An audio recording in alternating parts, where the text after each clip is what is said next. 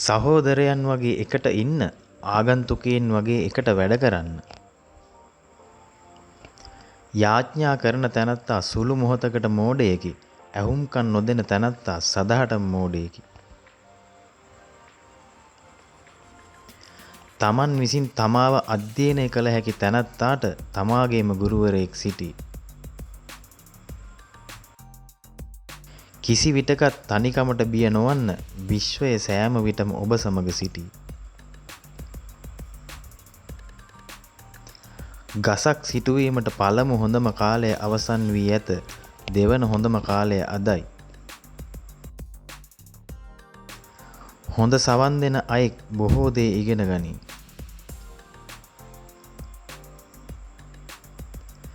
සැබෑ ලෙසම කතා කරන්නේ වචන නොව ක්‍රියාවයි. ඔහු නිහතමානී නම් ඔහු ප්‍රඥාවන්තයෙකි. සිනහව ඔබව ජීවිතයේ ඉදිරියට රැගෙන යයි. කෝපය ඔබව ජීවිතයේ පසුපසට ඇදගෙන යයි. මුදල් නොමැති පිරිමියෙක් සහ සුන්දරත්වය නොමැති ගැහැණියෙක් සැබෑ ලෝකය දකි.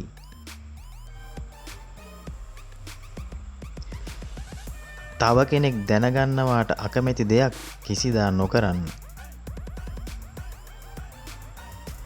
කලබල වීම තුල ඇත්තේ පසුතැවීමයි. ඉවසීම තුල ඇත්තේ සාමයයි. රත්තරන් අඟලකින් කාලය අඟලක් කිසිදා මිලදී ගත නොහැකිය.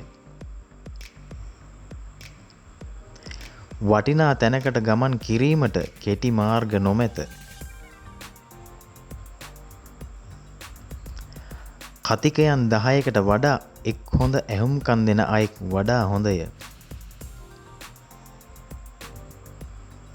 උපාධි සහතික ඇති අයට වඩා අත්දැකීම් ඇති අයගෙන් ඔබට බොහෝ දේ ඉගෙන ගත හැකිය.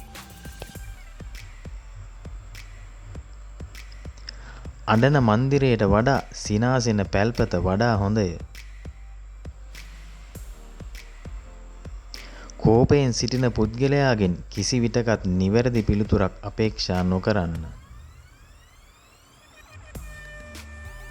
සර්ව සම්පූර්ණ මිනිසුන් එක්කෝ එයාලා මිය ගිහින් නැත්තම් තවම ඉපදිලා නැහැ. ශක්තිමත් මිනිසුන් අවුල් ජාලය තුල සංසුන්්‍ය නිහඬතාවයේ ඔවුන්ගේ බලයයි. දැනුම යනු කිසිදු ආධාරකයක් නොමැතිව ඔබට රැගෙන යා හැකි බර අවියකි. ඔබට නෙලාගත හැකි වන්නේ ඔබ වපුරන බීජවලට අදාළ අස්වැන්නයි. පාඩමක් ඉගෙන ගැනීම යනු ඉදිරියට එන ප්‍රශ්න 100ක් වළක්වා ගැනීමයි. සැලසුම් කිරීම යනු ජීවත් වීමෙන් අඩකි. එක් දිනක් සම්පූර්ණයෙන්ම විවේකීව සිටීම යනු එක් දිනක් අමරණීය වීමයි. වෙළඳ සැලක් විවෘත කිරීම පහසුය. නමුත් එය විවෘතව තබා ගැනීම පහසු නැත. විවාහක යුවලක් වචනයක්වත් කතා නොකර එකිනෙකාට දහසක් දේවල් පවසති.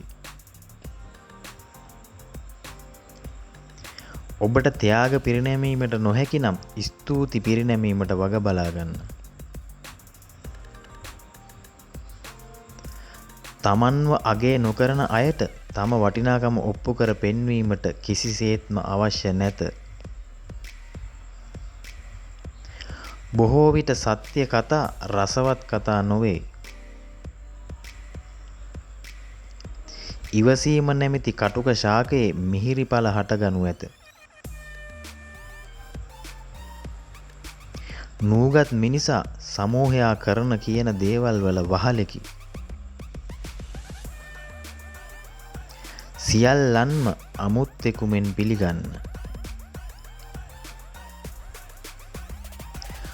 පුද්ගලයෙකු නිවැරදිව හඳුනාගත හැක්කේ ඔහුගේ මුහුණින් නොව ඔහුගේ හදවතින්ය. මෝඩකම රෝගයක් නම් එයට ඖෂධයකුත් නොමැත.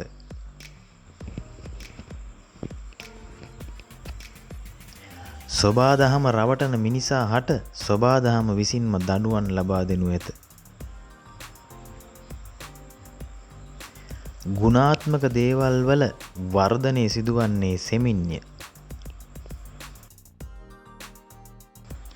තම දරුවන්ට ආදර්ශමත් වන දෙමව්පියන් මරණින් පසුවත් ජීවත් වේ.